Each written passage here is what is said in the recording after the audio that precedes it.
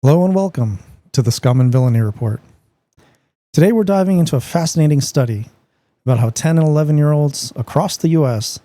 view the political landscape. Now you might be thinking, why do I care what kids think about politics? But here's the thing.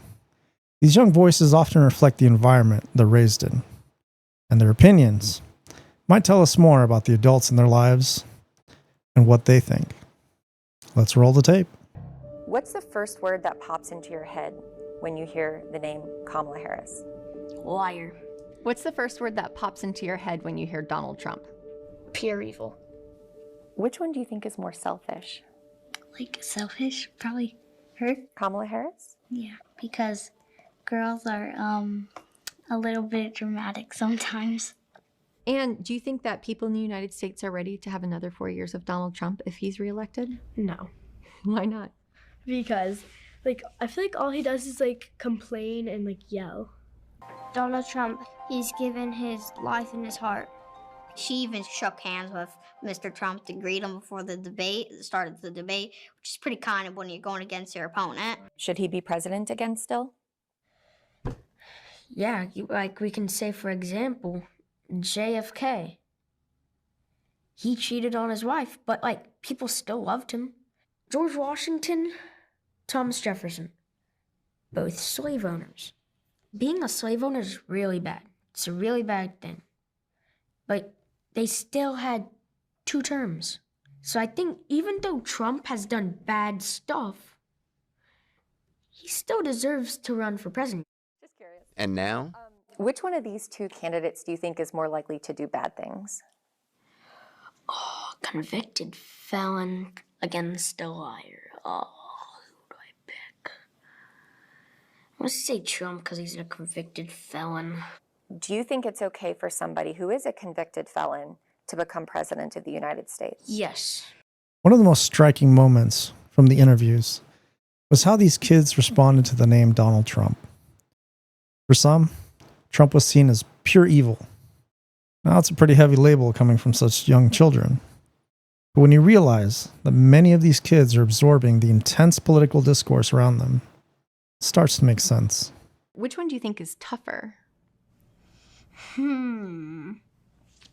Donald Trump? Because he did survive a gunshot. And does anything else make him tougher, do you think? Or was it mostly his reaction to that? He's also pretty brave. I mean, if I was president and I was talking in front of a lot of people, I would be really scared. Donald Trump, he did bad things. He's like Hitler. He only wanted to be president so that he can just control everybody. Trump is supporting January 6th now. I remember that January 6th, it was a bunch of Republicans believing Trump. I feel like they thought Trump was a god. People got arrested. I think one officer died afterwards. That was a big day.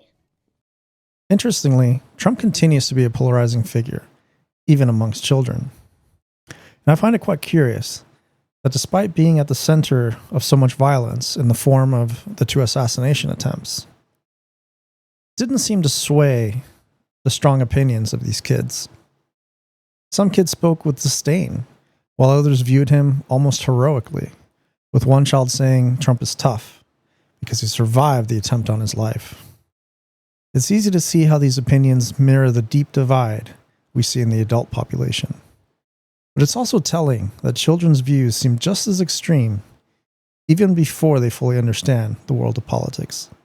So do you think it matters more to voters that she's a woman or that she's a person of color? I don't really care about what color she is. I just care about the personality and what she wants to do. Do you think people would be bothered at all by the fact that Kamala Harris is, half black and half No. Indian American?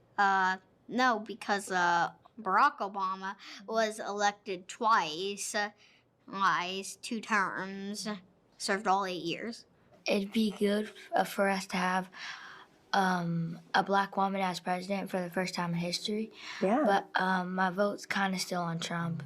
Switching gears, Kamala Harris elicited a very different set of reactions. Many of the students recognized her historic role as the first woman and the first woman of color to hold the office of vice president. The majority thought the U.S. was ready to have a woman president, with some even saying it might inspire children that look like her to feel more accepted. It's clear that both race and gender still play a significant role in how children, and more likely their parents, view political candidates. So, do you think that the kids that live in those two houses would be friends with each other? They can. There's no law breaking that. It doesn't matter if you are different by skin color, or it doesn't matter if you are different by people, you can still be friends. Would they be okay with you going over to somebody's house who is really supportive of President Trump? No, No. And why not? because they know that he is not like black people, so they will not be happy to see me. Would your family let you go over to somebody's house who's really supportive of Donald Trump? No. No, they wouldn't. No. And why not? Because, like, my mom and dad don't like Donald Trump at all. Not a single bit. Would you be okay going over to somebody's house whose family really likes Kamala Harris? I think it'd be fine. It's just about the personality of the people. Would your family be okay if you went over to somebody's house who really liked Donald Trump? If I want to be real over here, so if I just went over there, I imagine be a good old argument or a fight, maybe like a food fight or something. And I think this is probably the most interesting part of the video.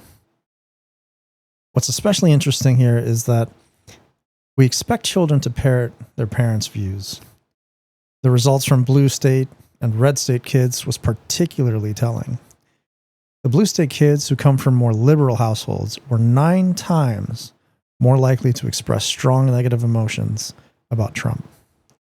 They spoke of him as evil or like Hitler. What does this tell us?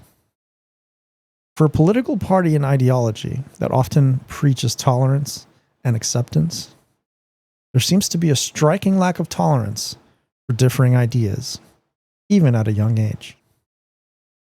These children, many of whom come from households that likely champion diversity of identity, were far less open to visiting a home where Trump was supported.